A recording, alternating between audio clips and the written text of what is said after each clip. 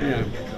Right, we are still here at the Skegness Masonic Centre, and we're here with Trevor Clingan. Trevor Clingan. There we go. Now, Trevor is very kindly going to explain to us all about the positions, as I would call them, within the Masons, and what each of the regalia means. Is that right? Okay. Yeah? Yes, that's it. Yeah. So we start here, the first one. Well, the white apron with nothing on it, no rosettes or any other adornment, if you like, is the entered apprentice's apron. Okay. And that is the apron that a candidate, when he first comes into Masonry, is actually given. So it's an entered apprentice's apron. Okay. After the first degree ceremony. Right. He gets that. So that's his position in the hierarchy, if you like, when he first comes in. Sure. Okay. And then we move on to. We can move on to this apron, which is to do with the second degree, which is the fellowcraft. Don't include that because that is to do with another position within the lodge. But that's the fellowcraft's apron, which has got two rosettes. And the first degree apron is really about innocence. It's very symbolic of. And we talk about charity in that degree quite a lot. And then in the second degree, it's all about development. So we talk about, in the ceremony, about the liberal arts and sciences. Sure. Such as music, astronomy, and all the rest of it. Yeah. So that's all about development, the second degree. Okay. And then the third degree, it's very difficult to explain. There are three rosettes there. That's the Master Mason's degree, or the third degree, and that is about fidelity, honesty, and it's also to do with, to some degree, death, believe it or not. Okay. So really, I would say, if you want to sum up the three degrees, it's about birth, life, and a bit about death. But not exclusively about that, but it's a little bit about that.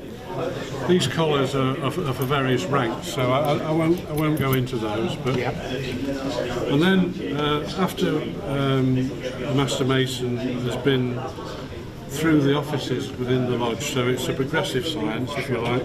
He goes through the offices, which are, I can explain perhaps on that table over there with all the collarettes. These are some of them. After a while, he gets to the chair of the lodge, and that is the master's apron. You see the three squares. Yeah. So that's the master's apron, and that is the master's collar, just with the square on it. And those are the actual cuffs that he wears also on either side. That's just the gavel. And denotes his position. The squares and that apron denotes that he's a master. And obviously he's in that position only for a year. And then it's a progressive office. It passes to the next person in the line, if you like, in the next year. And then after the master has been in office for at least 6 years, if he's been active in the lodge and has done quite a lot of work within the lodge, then he gets provincial rank, and that's the dark blue apron and the dark blue collar, and that is awarded at a ceremony, in our case at Lincoln every year, when the provincial Grand Master awards an apron and a collar to the person receiving provincial rank. So that's what that apron is about. Yeah, wonderful. And this is a grand rank collar and apron, and it's really there are very few people who are Grand Officers selected by the Provincial Grand Master, and the person receiving this regalia, the collar and the apron, goes to London to receive it, usually from the Duke of Kent, who is the Grand Master. So that's what that is about. That's the Grand Rank regalia, but awarded to very few people. Okay. So in the lodge here, there's only one. Okay. This is the the Royal Arch, Holy Royal Arch, is a degree which is very, very closely connected with the craft. It used to be known really as the 4th degree, but it's not now. But it's closely connected. And it's said that a mason who has not completed the 4th step, which is the Royal Arch, has not really completed his full journey in pure ancient masonry.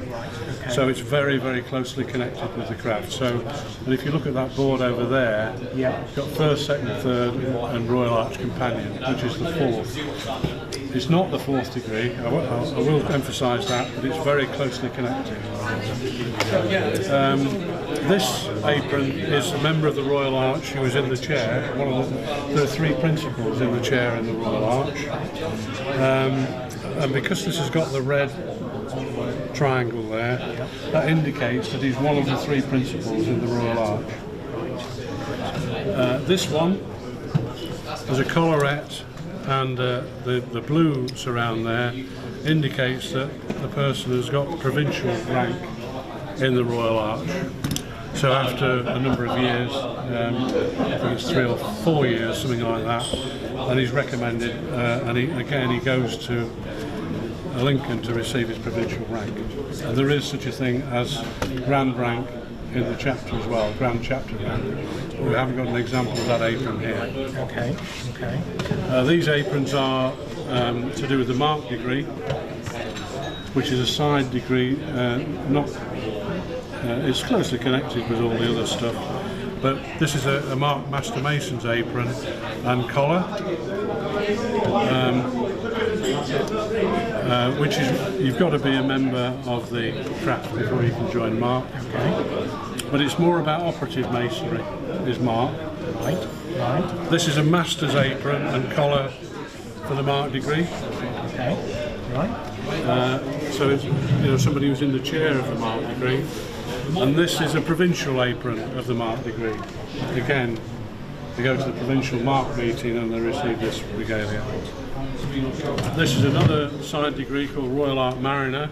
You have to be a member of mark to join Royal Arch Mariners. Right, okay. That's an ordinary member of Mariners, and that is the Master's apron for Mariners.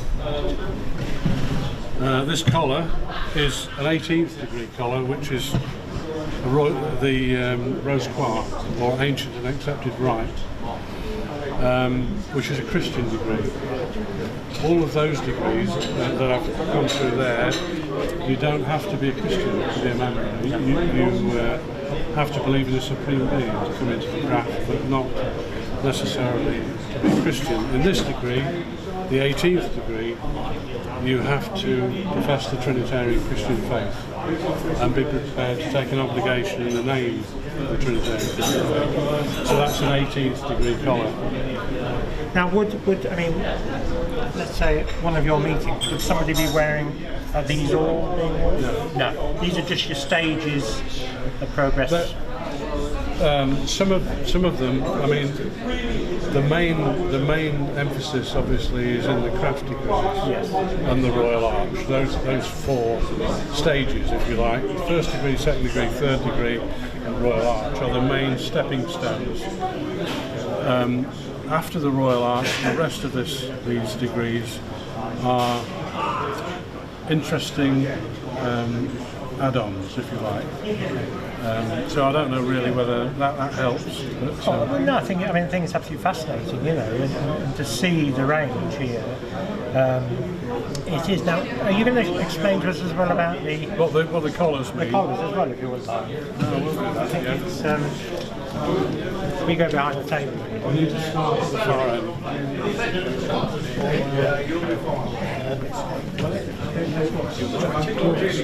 Right, this collar, the single sword, is actually a tyrant collar. Right. He's the person who sits outside the door.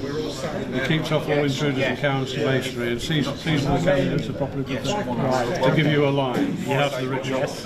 That is a steward's collar, which is a cornucopia and all the rest of it. So he's the man who helps with the serving of the food and the drink and so on afterwards at the meal. This is the inner guard's collar. He's inside the door. Right. Guarding the inside of the door. I feel a bit sorry for the guy outside the door. I know, it's not a job that's ever so popular, although there are some lodges where they just about have a permanent tiler, a chap who does it full time and sets up the lodge every time. So it's not unheard of. But we used to have one in Skegness years ago. A chap called George Burrock, who's been dead a few years now, but he used to live in the flat on the top floor. And George used to set up the lodges for all of these degrees. Yeah. So anyway, it's just an aside. Yeah. But nowadays it's a progressive office within the lodge. So. That's the 2 pens in Saltire there. Well, that's the 2 swords in Saltire for the inner guard. Saltire is obviously St Andrew's Cross. There's the assistant secretary. The lyre there is on the organist collar. Obviously, for obvious reasons. Assistant director of ceremonies are 2 rods in Saltire, which is he's the man who assists the director of ceremonies in the works. These 2 collars are the deacon's collars. You notice that on the end of there's a dove bearing an olive branch. Yes. Those 2 offices are pivotal offices in the lodge because they actually take the candidates around, perambulate them around during the ceremonies. The junior deacon in the 1st degree and the senior deacon in the 2nd and 3rd degrees, and the junior deacon assists the senior deacon also. That's 2 chisels in Saltire is the mentor. He's the person who looks after the newer candidates, Which instructs them and he helps them to understand what's going on, otherwise, and obviously the proposer and seconders as well, because obviously it's a bit new to people and they need to know what's happening. So this heart appended to a collar is the charity steward. He's the man who digs the money out of people for various charities. And in fact, in January this next year, we are starting a festival, which is like a drive, if you like, over a number of years to collect money for the Masonic Charitable Foundation, which you've heard about perhaps, which was part of the money that was given to the Wainfleet floods, came directly from the Masonic Charitable Foundation. And this particular province of Lincolnshire is going to contribute through collections and all sorts of fundraising over the next 5 years towards that central fund. So that's his role is to coordinate that within the lodge. The almoner is like somebody who looks after the welfare of the people. It's a heart appended to a script purse is the collar, and if somebody's ill or in hospital or needs transport, he helps them achieve what they need to achieve in order to get well and all the rest of it. That's the director of ceremonies collar. Who's the man who organises and runs the ceremonies. Again, 2 rods in Saltire, the same as the assistant. He's the man in charge of the ceremonies.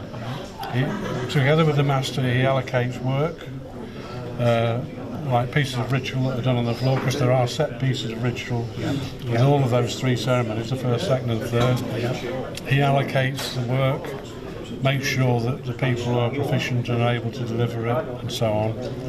And also takes people to see the master in a formal way and all that sort of thing during the ceremony. This is the secretary's collar. Again, two pens in Saltire, the same as the assistant secretary, but he's the man in charge of the administration of the lodge. Prepares all the summonses, deals with applications for membership, all sorts of administrative duties. So an important member. Important member of the lodge. Key appended to a collar is the treasurer. Right, of course. He looks after the funds, collects subscriptions, sends off, I was talking about earlier, per capita contributions to Grand Lodge and to Provincial Grand Lodge, out of which comes the charitable funding. Yes. Some from the district, some from the province, and some from the Grand Lodge. So he sends all those funds off to the relevant places. Right. You've got the Bible in the centre here, the chaplain. He's the man who reads the prayers in the lodge. Right, now we get to the three main offices. Okay. This is the junior warden's collar, which is the plum roll. Right, right, okay. Yeah. This is the plum roll. Yeah. He sits in the south, in the lodge. That's the senior warden's collar, and that's the level, and he sits in the west.